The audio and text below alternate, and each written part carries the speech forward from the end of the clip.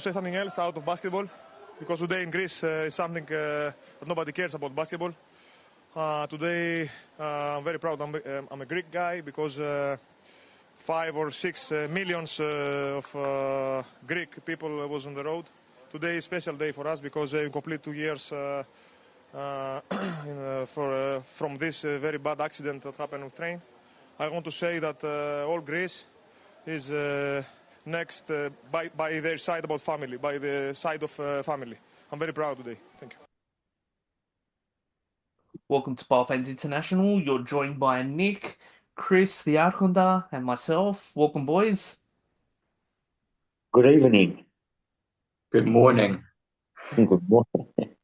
The Άρχοντα is from UK, London, so obviously different time zones. Unfortunately, Panatha fan can't make it. He's representing PAO in Singapore and I believe in Thailand, wearing the PAO jersey. No doubt he'll be listening. Let's kick things off, fellas. We'll just start off with the Panaitolikos game this morning, or our time this morning, last night. Panathinaikos hosted Panaitolikos. Now, it was a bit of a tricky fixture considering the way we've been performing, the way results have been going, and Panathinaikos has been travelling well. We got a 2-0 victory courtesy of Swiderski in the 34th minute. His goal came from a short corner from Tete that went to Unahi. Unahi put a cross in, and Swiderski was the one to meet it with the header, past the hapless keeper, and then Unahi put the result beyond doubt in the 79th minute with a world-class goal from 35 meters out. Had plenty of space, just had the ball, lined it up, and just put it in the top corner. Left the keeper with zero chance. All he could do was just watch it go in. Boys, how did you see the game?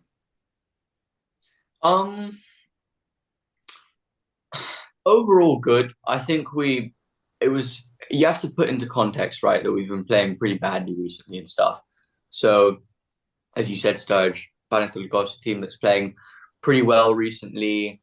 I think everyone's mindset was just win this game.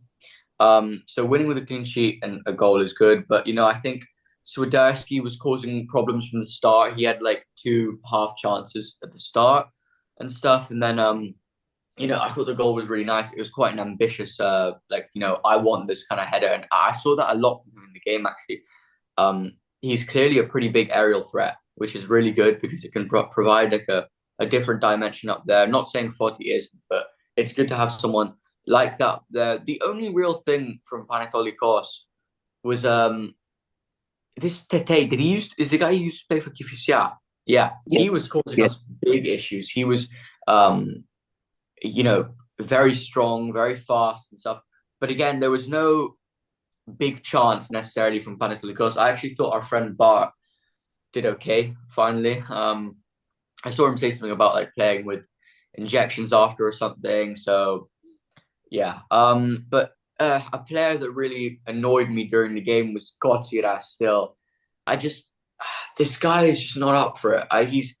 He's slow. He's getting out-muscled constantly. Technically, he's not good enough. We really need to look for a right back in my complete honest opinion. And then apart from that, you had Unai's goal, which was pretty insane. Really good hit. Then you had, and then I thought we could have got a penalty, to be honest, late on with Foti hit a shot, and I don't know. That to me, that's not a natural position to have your hand. So for me, that was probably a handball. But overall, decent performance, good win, 2-0, clean sheet. Hopefully, it will give us a little bit of a confidence boost before going into Fiorentina. Yeah. Nick? Yeah, not too much extra to add to what Chris was saying, but just good to have a routine 2-0 win. We haven't had too many of these this season. In a solid, normal sort of Panathinaikos, it's a staple. These sort of routine, comfortable 2-0 wins. If only we had more of them. I'll agree with Chris. Gotsiras clearly isn't up to it anymore. He's regressed now, been a good servant. I'd also add the other fullback in this one was a bit off it as well, Mladenovic.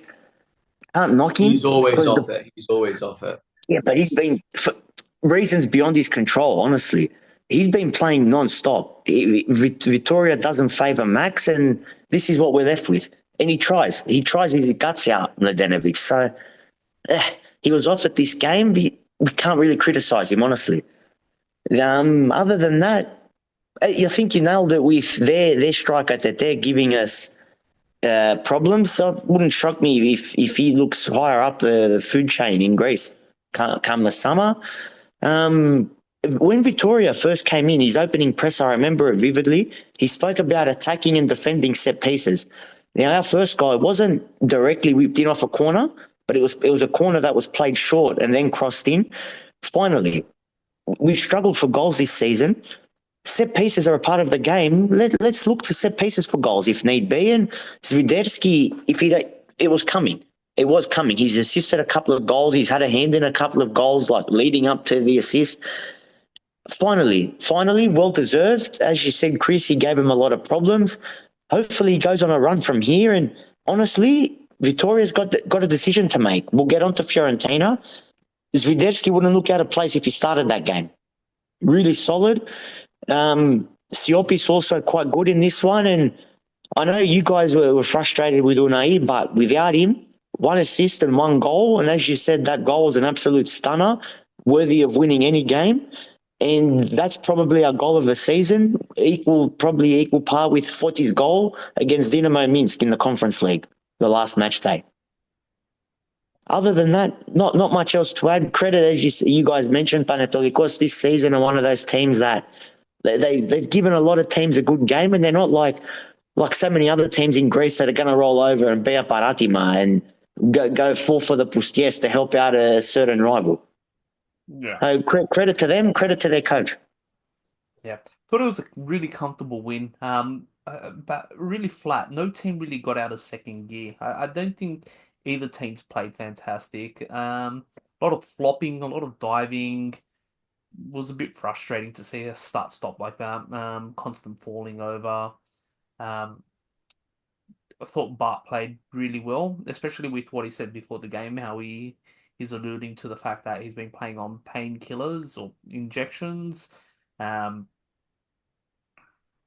Yeah, he can say that, but then you also look at the other side in like, he may be a good servant in that sort of ways, but you've seen the fallouts that he's had with Terim about the coaching, not wanting to play in certain position, calling in sick when he wasn't sick, training. So there's two sides of that, but I haven't been Bart's biggest fan, but and Unahi, but both played really well today. I was a bit frustrated with Unahi, but he did get the end assist and scored the world-class goal. So obviously that's what you want from your players, and that's what you kind of expect from a player that's meant to be a standout player in this league. There's various reasons why I'm not too happy with Unahi. Like there was a needless rub on it to no one during the point of the game. There's also, we go back to the fact that in January there was rumors that he wanted to leave. There's word that's come out that Panaitolikos gave him extra money to stay as well, which obviously puts everything, kept him here in Greece. That's a bit frustrating to hear. Not fully confirmed, but it is the word that's been going around. It does make sense that happened during his absence. But more back to the game. Yeah, it was a very comfortable win. It was probably a fair reflection of the score. I definitely thought it was a clear penalty. Surprised VAR didn't even bother looking at it. You see the outstretched hand. It stopped you can say goal-bound shot because it was on target. So, and the arm was behind his back, outstretched. He's clearly made contact, and that was a bit frustrating for that not to get reviewed. But apart from that, very happy with the performance. We didn't concede. We got a couple of goals.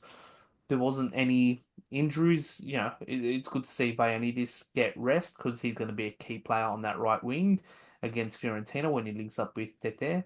Thought he got needed rest. Arao played the final 10 minutes, obviously get a bit of rust off because he's probably going to be called upon as well for Fiorentina. So, yeah, 2-0. It was still 8 points or 5 points at the moment, pending result between AEK and Olympiacos. But Rui Vitória came out and said, we're going to keep fighting until the end. Mathematically, we're not out, but I think in my mind, we're out of the title race. But you can't fault that kind of performance where we were barely troubled. Tete was a bit of a nuisance, very solid boy, but at times went down a bit too easy himself, but used his body very well when he did have the ball and shielded the ball. Was a problem. But apart from that, I thought, good win. It's just good for the psychology, the mentality in the squad and the fan base to erase that Lamia disaster. And now we can look forward to Fiorentina with a bit more confidence, because as Chris was alluding to before we started, we don't know. No one knows what sort of team it's going to turn up with us. The inconsistency is insane. And we're a team that plays to the level of our opponents, but we can look forward now. That's the whole point. Yeah, correct. And with that, now, we do have Fiorentina in the next match, which will be played Thursday night Greece time. It is 9:45 p.m. I believe in Greece time. 7:45. 7:45 Greece time. The basketball will be 9:45 Greece time. And then if you're in Australia, it's 4:45 a.m. Now, we do play Fiorentina. Fiorentina are going through a mixed sort of run. They're sitting sixth in Italy, but they're going through a bit of a rut where they haven't won. They went on a 3-game losing streak, including losses, 2 really bad losses. 2-0 home loss to Como and 1-0 loss to Verona away. Verona fighting relegation. They did beat Lecce at home 1-0, but don't know much about the game. I didn't watch it or watch highlights. But if you look at the stats wise, it looked like a fairly even game. And Lecce is also fighting relegation as well. They're in that relegation fight as well. I think they're this one place out of relegation. So, a lot of there might be people writing us off. Italian team, the way we've been playing, but you look at the opposition, they haven't been playing too well themselves. This weekend against Lecce, they were without one of their primary strikers, Moises Keane. Was he had a head clash the match before? He's scheduled to come back against Panaitolikos. They said that they were just resting him just as precaution for this game, but even so, they're in.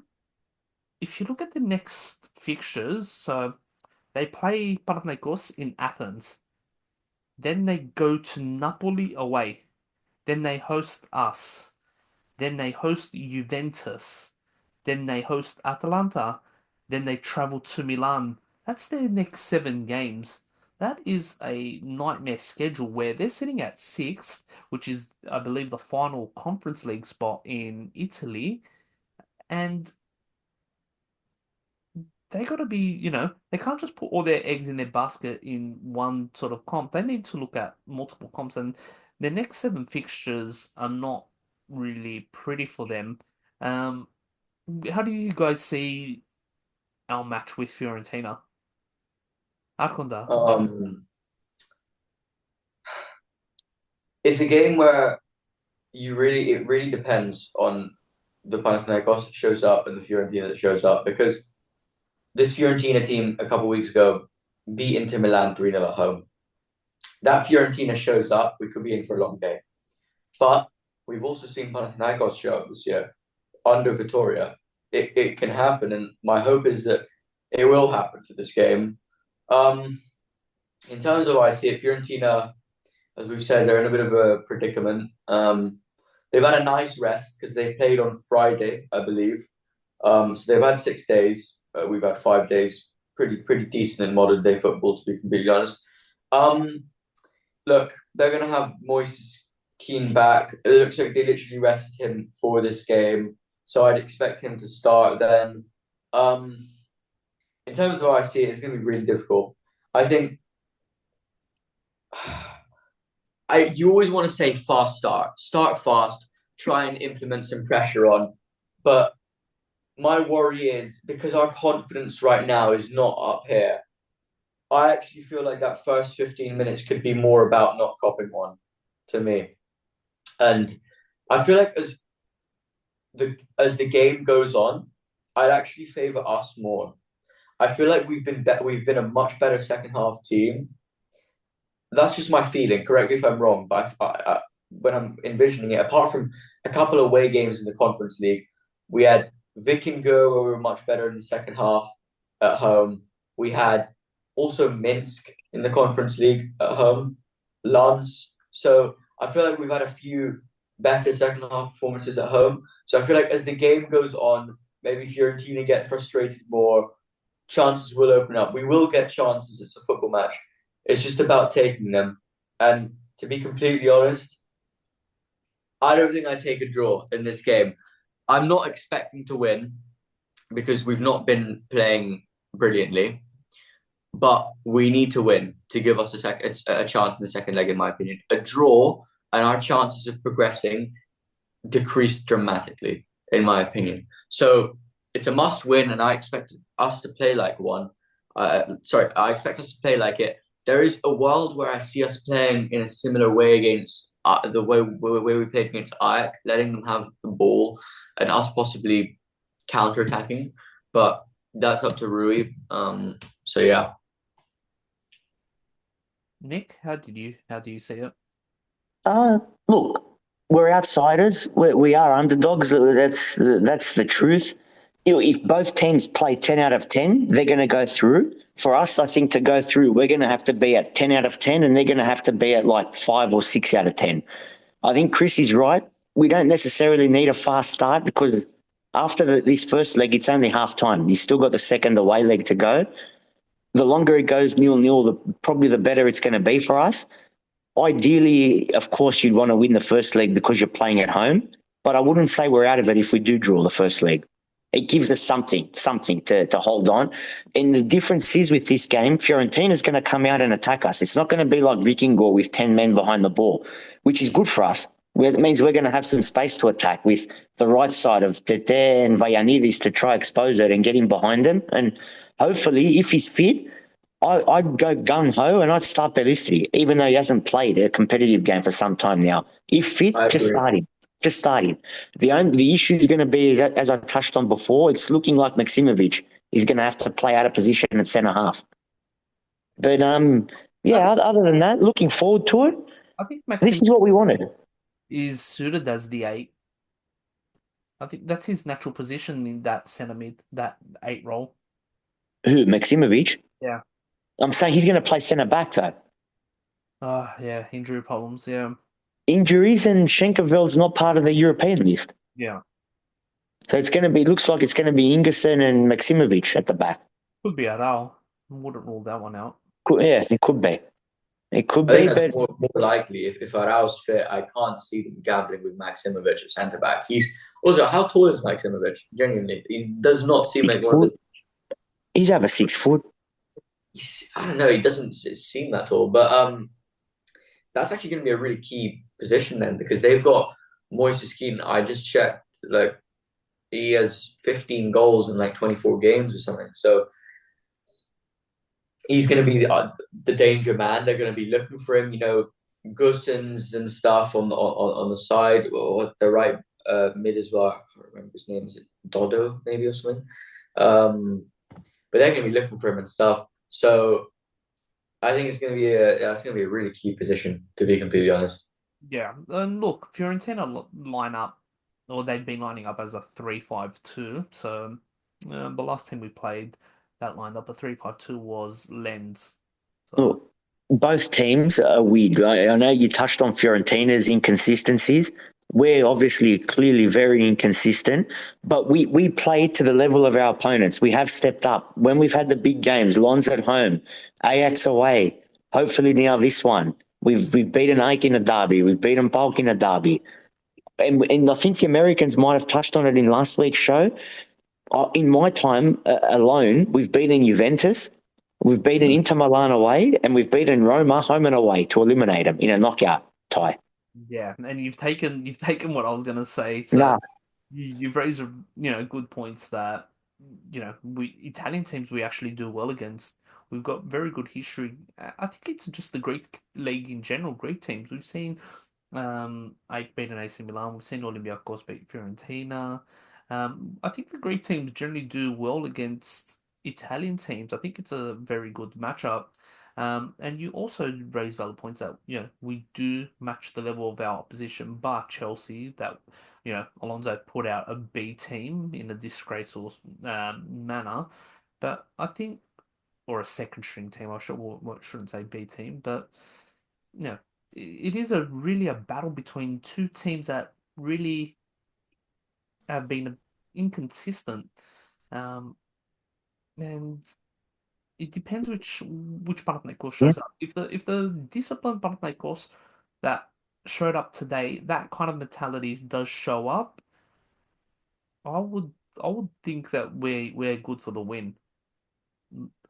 Just judging on our history, Europe, I think there's I think, and they're going to be up for it as well, Fiorentina. But I think just our players, just with everything that's going on, just the middle, the storm around them, the issues all around them, I think they can lift for this one.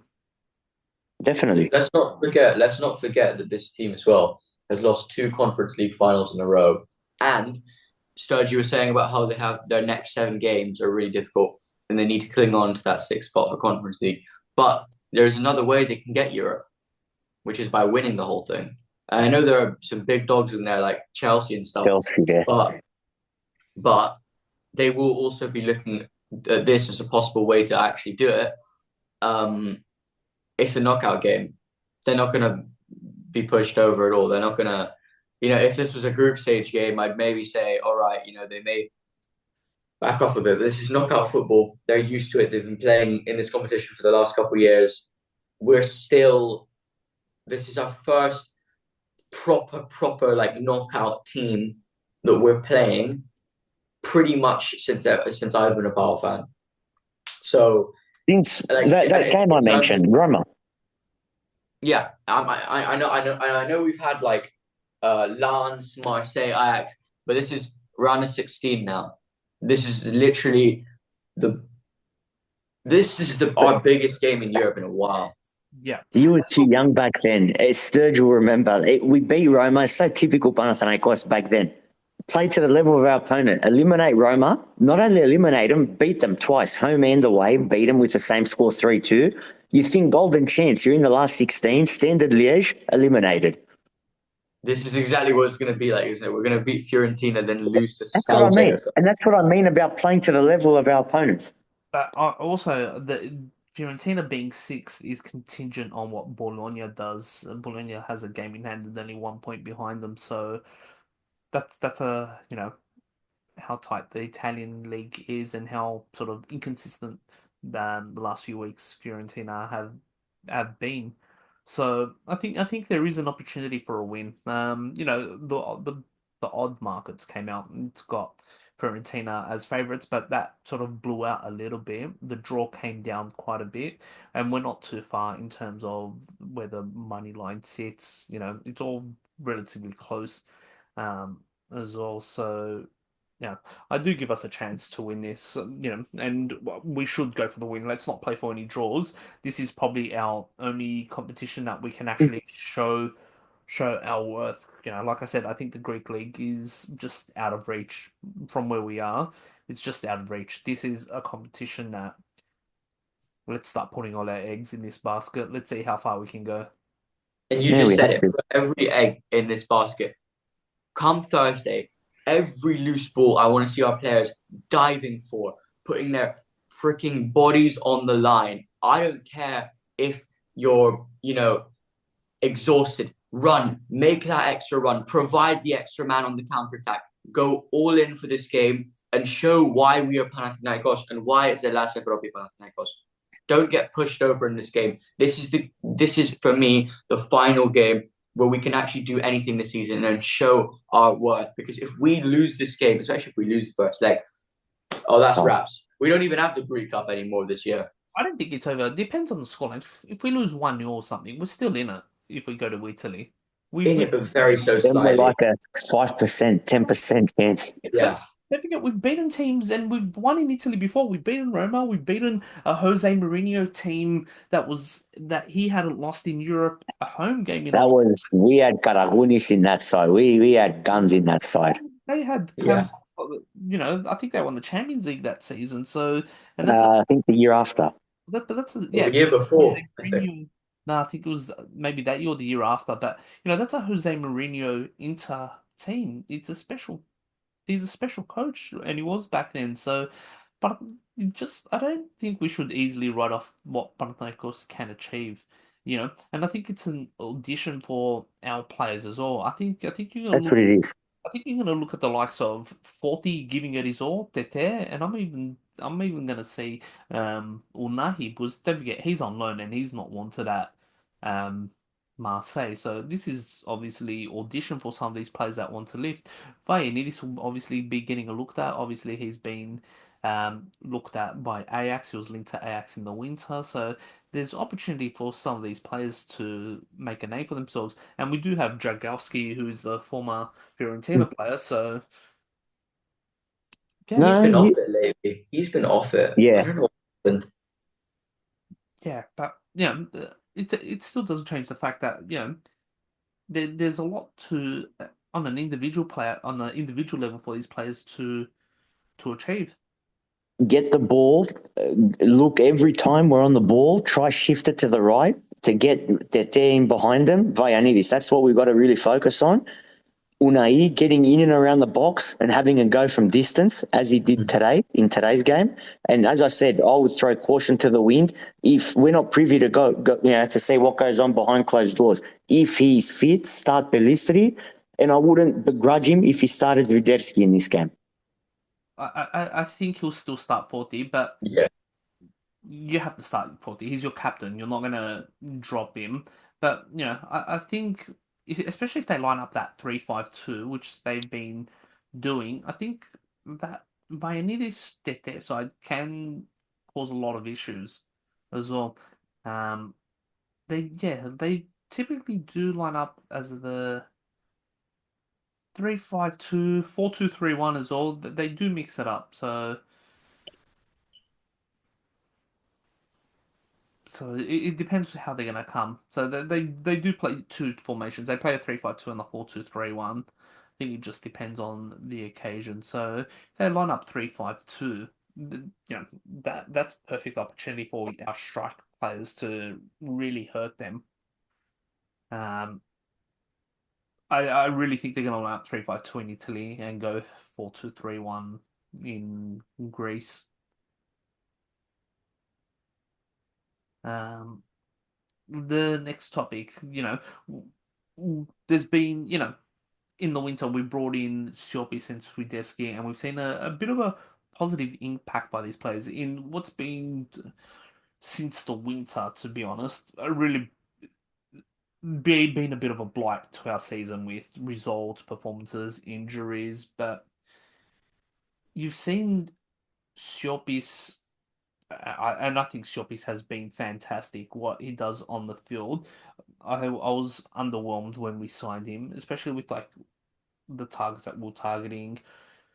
We knew just from watching the Greek national team what Siopis would bring, but he's just really giving it his all. Every time he's on that field, he's just being a nuisance defensively. He's just like always onto their players. He's just,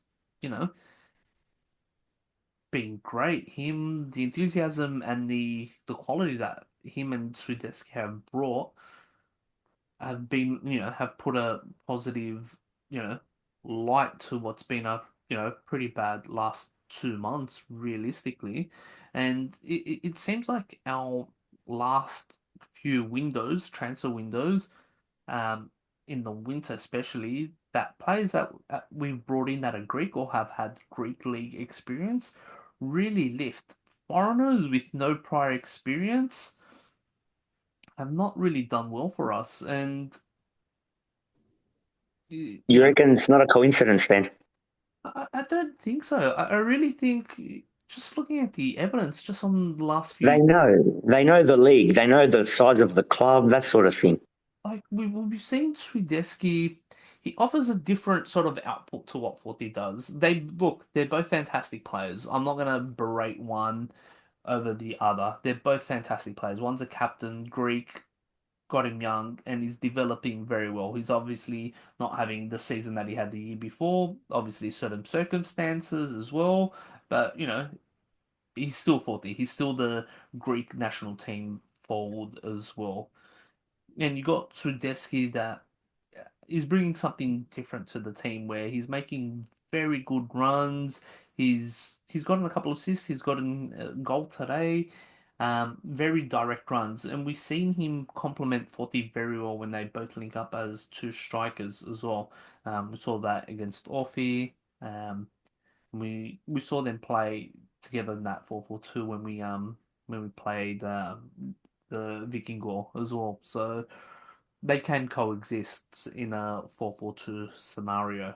But it's I quite easily though for players to falter. We've seen Kleinheisler really have zero impact. We saw Arcadian, we saw Victor Hugo. We've seen some players that have just not been fit for the jersey. Oh, I forgot about that Victor Hugo guy. Oh my goodness. Yeah, it Bad memories. just Oh, shocking. So with Swiderski, you got to compare him, I think, to Yeremeyev because Swiderski's been signed really, in essence, as our second choice striker, and he's an upgrade on Yeremeyev. it's a huge upgrade. Look, So he ticks that box. Jeremejev, in his defense, was brought in very cheap as a goal Mm. scoring sort of player from Sweden, bit on the older side. The only thing he's ever been is an impact player. He's never been really quality enough to start games. He's there to come off the bench and pinch something as well. Use his height, everything. We've seen him when he starts. He's just hasn't been the best. But Swiderski though is a player and that can start. He's got that caliber that he can start and have that impact. And yeah, Chris said it at the start where he had two half chances, both difficult chances, but you know, he made himself there, available, and getting to the end of that. That's what good strikers do. He knows the league very well. He's still what, 27 or something, so Mm. 27, 28. So he's, relatively, he's in his peak right now. So, you know, he's been a breath of fresh air into the attacking line that once consisted of Sporta, and Jeremejev when Forty was injured. So having Swiderski there is a very good alternative to Forty. We could have done with a Swiderski type player at the start of the campaign, especially when we dropped Yeah. points to Sportarts with the pretty much almost like an open goal for Sportart there, and we dropped that game. So can alleviate a lot of the pressure from Forty as well. With Siopis, what I was going to add, we have Balk and Lucescu to thank because that could have been us with Mate there, and he started really slowly, as I think he was Panatha fan back then when we were linked with him, suggested would happen, and that's exactly what's happened at Balk. And Siopis has come to us and he's hit the ground running. Yeah, 7 months without playing anything like that. Yeah, it's going to take a toll on you. You can't just walk into a team and think you're going to be quality. You know, you have to be playing. You got to be match fit. You got to, you know, have those match smarts about you. Siopi's playing like what you'd hope most of our players would be playing. He's playing with passion. You know, the boys in the last pod talked about for the leadership. Question marks about leadership, captaincy, and I'm not going to disagree with that at all. They did raise some valid points. We do lack a lot of leadership off the field, and I'm going to come to that soon, especially with the guy in my picture. But Siopis can be the leader. He can fill the void. Is Forty a leader? No, I don't think so. I don't think he's. I think he can be a leader, but what he's doing this season in terms of taking on the responsibility, leading the team, I don't think he's learned that trade yet. But I think he can look up to guys like Siopis, Bakasetas, who's the Greek national team captain, you know, and take a bit of a leap from the page because Siopis has brought in those qualities. He's making a lot of big tackles, defensive, breakdown teams attacks, and he's leading by example of what a ball player should be and what a quality player should be, and I think he's knocking on the door for that kind of leadership, that we're looking for. I think it's been absent for a year or two. It's been definitely absent this season without Ruben there. And Bart obviously not at his best, past his prime, but I think Siopis can fill that void. And, Siopis, has proved me wrong. I think he's been a great pickup, considering with, like I said, what we were presented with and what we ended up with. I think we've ended up with now best case scenario. Mm. Yeah. And you did touch on Lucescu there, Nico, which is going to bring us the next topic. Now, it was rumored this week that Rui Vitoria will not be bowl coach for too much longer, or at the end of the season he's gone, and it's reported that Papadimitriou's top target, which is another funny thing to me, is bringing Lucescu, who apparently Lucescu might be open to it. There's obviously, and we'll talk about the pros and cons, like if it is true or not. Like, obviously, it was suggested that Papadimitriou was on the outs, especially after the Mayday debacle. Um, Alafouzos wasn't happy with just the leaks to the media. Obviously, his failings with Alonso, the whole Sari situation, everything like that. So it's interesting to hear or read that Papadimitriou is having a say on potentially who might be our next coach. Now, obviously, I don't like Lucescu. Obviously, he's the coach of PAOK. He's he's obviously made many references against Athens in terms of when we play them, when things he believes doesn't go his way, but there's quite possibility he could be our coach if those what's come out in the media to say that Rui Vitoria might not be our coach. I've read plenty of things on the social medias being pretty split, people saying, it's bad, whatever. Then other people saying if this is like the bottom of the bottom, like how is this going, Lucescu being the bottom of bottom that's gonna make you quit, when we've got Alafouzos and, things like that. So this shouldn't be the thing, And Lucescu's proven in Greece. Let's not beat around the bush. Like, he knows the Greek league. He's been involved in the Greek league for quite a few years. He's won it twice. So he's more than capable of taking over a team and doing well with it. He's obviously not afraid to play youth. We've seen him play a lot of young kids. I'm not too sure how much he's had a say in youth development, youth academies, things like that. Something that we're lacking. So if he can, obviously push for that, but obviously my preference is Rui Vitoria does stay. He has to. I think He really has to. Yeah, I think Rui Vitoria's had a positive impact in his time at the club. Need to see more of him and more of what he can do with the personnel that he wants to bring, especially in the summer. We don't have too many games left. We've got one league game, we've got the 6 playoff games, and then minimum 2 conference league games. So we've got about minimum 9 games left.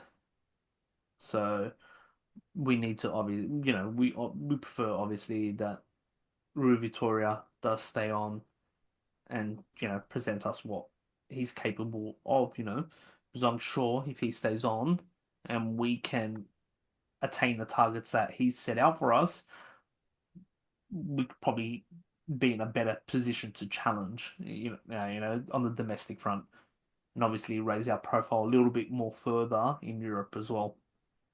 Yeah, no, exactly. Hard no for me on Lucescu. Absolutely not. Do not want to see him on our bench for obvious reasons. I think most 99.9% of PAO fans would agree with me on that one. Definitely not. A well-run club would not even contemplate sacking or parting ways with Vitoria. We've seen enough positives. He's our only hope moving forward, I think. And a well-run club would not only keep him, a well-run club would sack Papadimitriou, who really should have been sacked after the whole Alonso debacle, and they would sack him and give free rein to Vitoria to really impose his ways and set up his shop his way in the off-season with his signings and give him full control. The issue is we're not a well-run club. No, I know. I'm just saying ideal world. I know. Like 1 or 2 points off first place, and we didn't back him. We brought in Papadimitriou to undermine him. So we're not a well-run club. We got No, I know.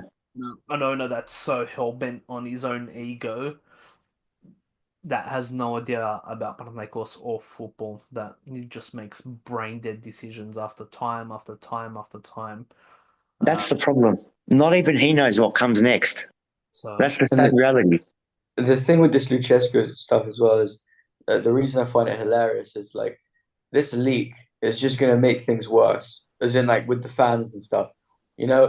Bringing in a coach like that, do you really think anyone's showing up to that stadium? Like, I'm genuinely being serious right now. I don't think anyone shows up to that stadium for a game like Panaitolikos. Maybe we get 3 fans. So it's just laughable to see that, when you think Alafouzos can't get worse, when you think Papadimitriou can't get worse, they defy all odds. yeah, It's crazy. Look, I'm not obviously fans of either, so yeah, and people that are not fans of Papadimitriou, Ruben, I'll go on a little bit of a thing on my end. I love Ruben. I think Ruben, since the time has come at our club, has been nothing but quality. He's been a great captain and leader on the field as well. I think he was a very influential player in our midfield. Just he seems like a very good squad player in terms of the happiness. The players that seem to like him a lot. Obviously he's had a fallout with Papadimitriou. What he's been captain. He's captained the team, and he's had the fallout and has not seen the bench. Like obviously Rui Vitoria's arms are probably tied in this situation where he's obviously Ruben's been banished, but and you just see from his social media post Ruben that it seems to be targeted very much to Papadimitriou. And you don't treat Ruben like that, to be honest, because Ruben, every time he plays, he's given, you know, everything. He may have lost a bit of the power in his passing, everything like that, but he's still very technically gifted. He's still, has lifted the team when he's played, in that defensive mid sort of role. Very rare of ball players like that in that defensive mid role where he's been a little bit of a maestro, plays, switching the ball, everything like that. Smart tackles, making like the smart free kicks to, if a play looks dangerous enough, things like that. The way that Papadimitriou has really treated Ruben and everything that's coming out is just pure disgusting, And obviously, personally as well, I fully support Ruben as well. A lot of the fan base does support Ruben. There's been messages of support his way, and fuck Papadimitriou, was that guy's really a cancer to the team. Really a cancer to the team. Not only towards the fans, he's also a cancer to the current players as well. He always does so much as well. Like I always see on the bench just during a game, yellow card for Papadimitriou. Like stop trying to make yourself important, buddy. Like honestly, just give it up. He doesn't know what it is to be Panaithinaikos. He was a Xanthi player, career player. It was a Xanthi TD that saw them get relegated. So he's just a clown, and that's what really pisses me off. How did he get the job? Exactly. He failed at Xanthi, he failed at AEK, and he somehow lands with us. When before that, Jovanovic had a free reign. We were talking about Victoria having a free reign. Ivan had it. Yeah, no one knows. No one knows. He was only 1 year at AEK as like a president of something, some president. He somehow got in Garafla's head. He somehow sweet talked him, and he somehow landed his gig. And he somehow kept the job. 4 transfer windows. Yeah, and they've been failures. So let's finish up with the basketball talk because obviously let's finish on a positive note. I don't want to finish up on Papadimitriou, and obviously we got Arkundas here, our Bahaman, the jet skier here to tell us more about the basketball. We'll go with what happened. Panathinaikos played Lyon away in France. We defeated them 96-93. The first half looked really good. We opened up like a 10-point halftime lead, and Lyon just clawed their way back into the game. They took the lead like a couple of times, just single point leads, but they just weren't going away. They were just a really pesky bunch. Chris, how do you see the game? First thing I want to say, this Lyon team is a good team this year. Before this game, they were 8-4 at home. They're no pushover this year. They've got some really good players. Maladon, Sacco, Ajansa. They've got some really good players and stuff. And they're well coached. So that's the first thing I want to get out of the way, because this was not supposed to be an easy game. It was a game that we all thought we would probably win, but let's not forget our road form has been pretty poor this year. We were 5-8 going into this game. So first thing I want to establish is, in my opinion, this was a good win. In terms of how we played, one thing I was super happy to see was Mitoglu in the first half. I think he was perfect from the field, 12 points or something, making really good cutting runs. So that's a real positive, because at this stage in the season, you need everyone on form. So that leads me to another player, Lorenzo Brown, also played a good role.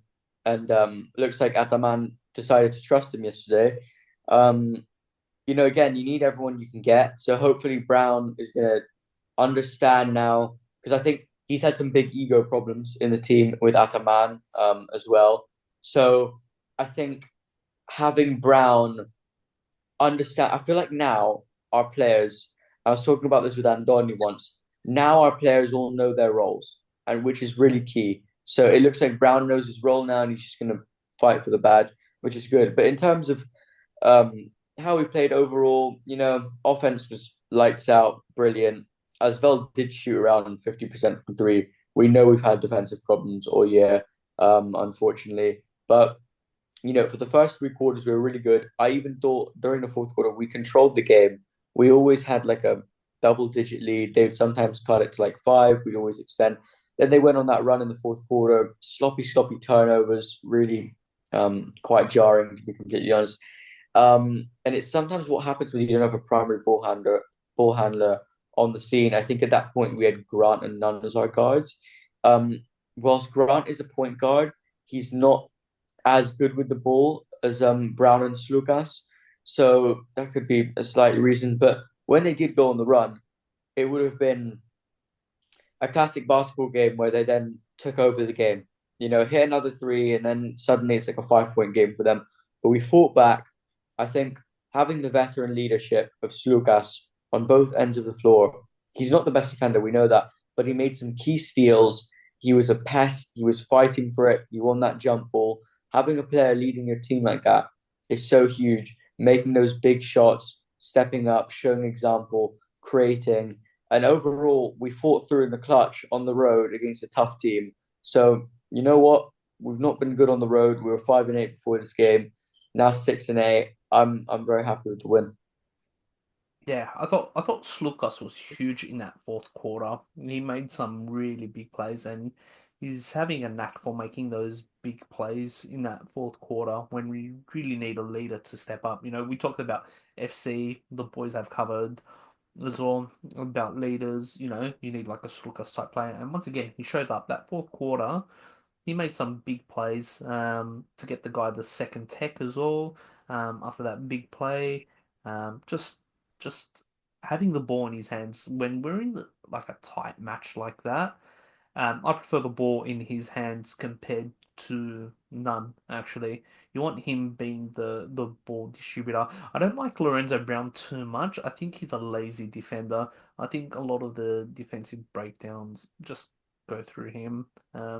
Not too big on watching Lorenzo Brown play, especially defensively. I agree.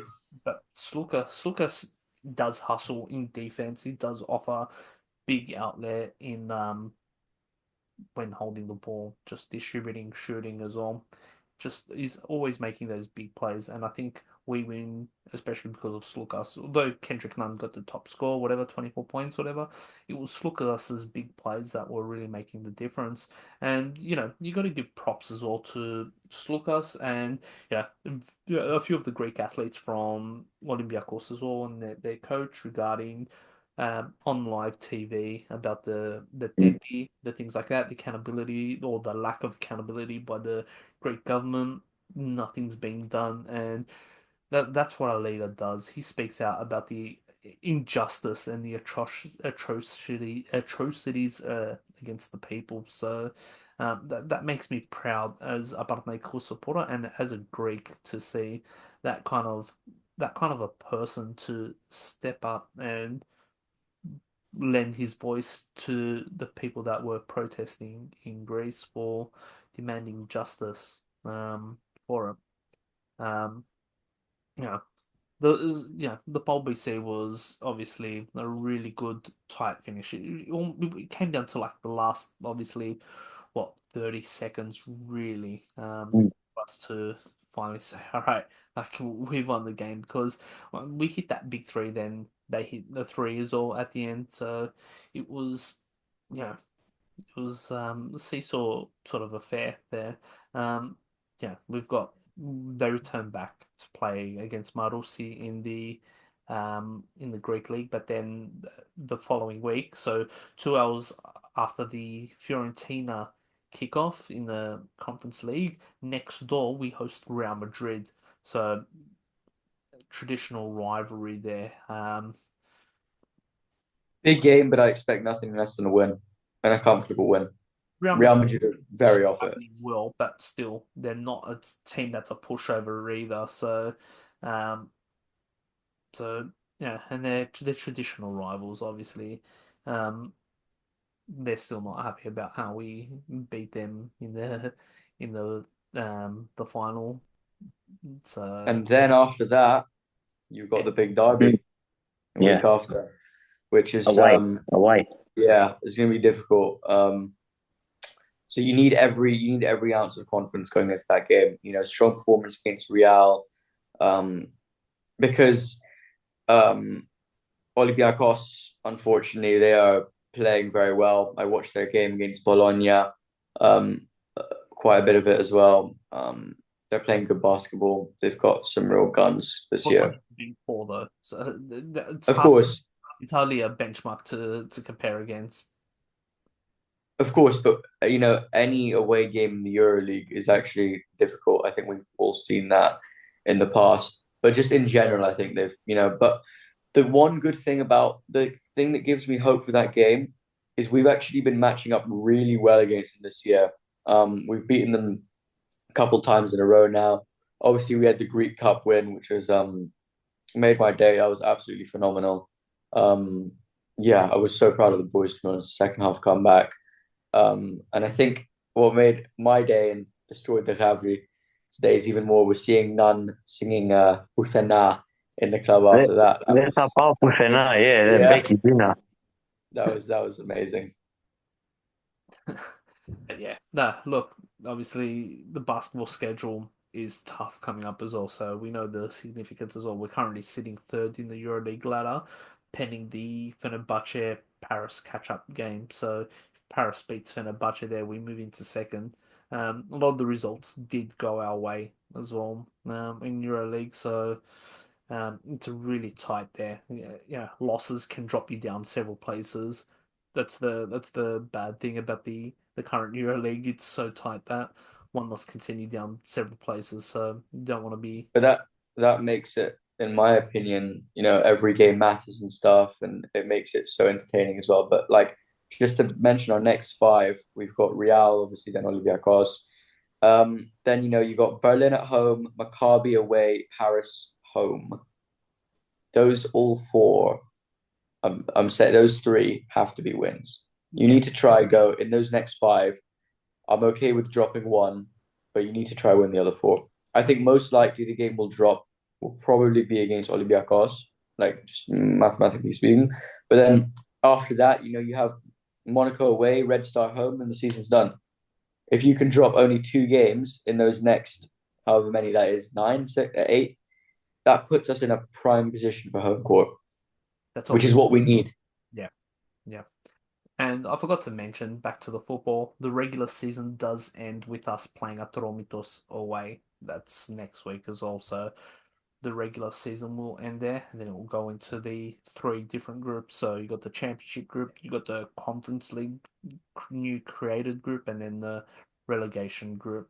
So yeah, a lot of you know big fixtures coming up. We're heading towards the business end of the seasons, where across both sports for the organization, that every game does matter. Um, and there's no easy games. There's no easy games from here on. EuroLeague, it's all pretty much, you could say, finals, because you're jostling for positions right now. And then obviously in the Greek league, it's we don't want to go fourth. You know, second, third for me is still going to be a failure. Second will put us into that Champions League qualification. There is some news, sorry, that I just wanted to mention actually very quickly about the basketball. There are rumors that none has been offered a new contract for 11 million for 3 years. So there is that. With no get out clauses. I'm not sure of the whole details. Let's just hope his wife lets him go. Lets him stay. Yeah, I assume at this stage in his career, his age, everything like that. I think that ship has sailed now. The one game that they did come and look at him, I think he had a stinker. I can't remember which game it was. Um, he had the stinker.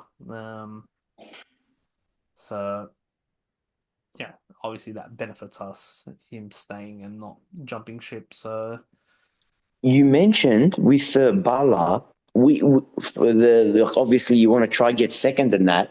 We've wrapped up fourth, haven't we? As a minimum now, we can't be caught. we can't be caught, no. We can't be caught. So that means we've wrapped up Europe of some stage for next season already. We go into Europa. I think the top 4 spots go to Europa. I believe so. Because Minimum. let's say Artis finish the playoffs in fifth, it'll hinge on if the Gavri win or lose the cup final. Like if Steras or Offi upset them.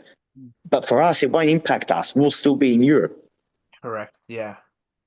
But it's what you said. You want to start higher up in the Champions League, and you want to start later. If you finish fourth, you're going to start your season earlier, as we saw this last season. Yeah. We'll also have last year. And we'll also have less chance. Yeah, last year we had less chance. Yeah, we had the earlier. When Bordev was like mid-July. Yeah, we had the earlier start, so we didn't have an ideal preparation under a No preseason. It was a terrible preseason. We went to wherever it was, the farm, Austria, and we played poorly. We lost against the second division German team that the previous season just fought off relegation, and they're in a relegation dogfight, and we played poorly. And I think a lot of our problems stem from Alonso. things that he said in his press conference that he didn't have the opportunity when he first signed at Sevilla about preseason, all this stuff. That all looks mumbo jumbo and all looks bullshit with what we just saw, what he did with our club. I think we've seen injuries, we've seen quite a few injuries, and I blame him for a lot of the shit that went down this season as well. Even if he's not here, he's indirectly affected it just because of what's occurred. The injuries hitting all at once, exactly. It can't be a fluke. Throwing in Forty, just coming back from his injury, just over relying on him. Some of those disappointing performances. So, yeah, I think if we can, go as finish as high as we can, and then just start a little bit later. Obviously, stick with the same coach so he can get in a proper preseason because that's ultimately important. You get your coach; he can obviously plan for next season, not bring in a new guy. Let's not go through a whole circus of chasing your Asari example, something like that. That pretty much derailed our preseason as well. That burnt like other targets that we could have gone for in that were available coaches as well, like Kovac, who's now at Dortmund. We burnt that bridge trying to put all our eggs for Sari. So yeah, that's it's important that you get that high up position as you can. Yeah. Yeah, we're sitting at third at the moment, so we do have the top Europa League spot. I don't know.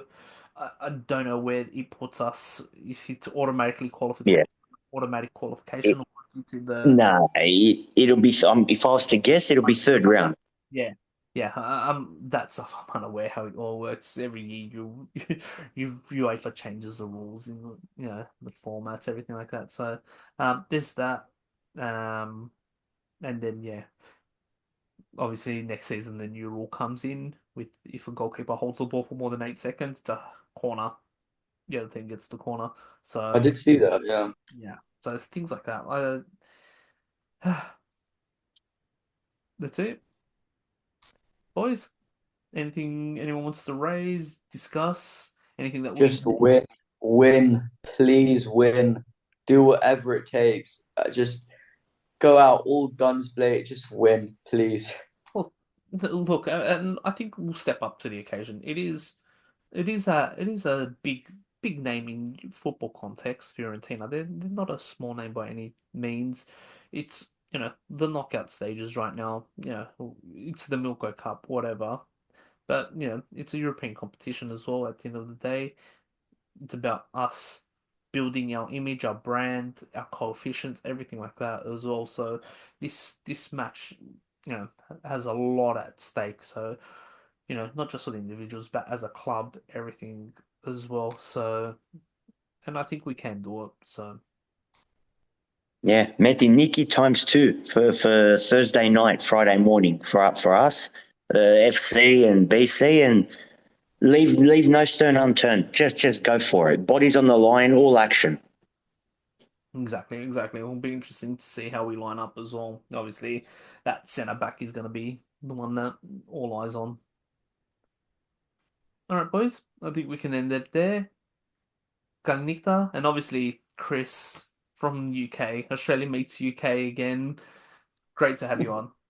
Thank you very much. Thank you. Take care, boys.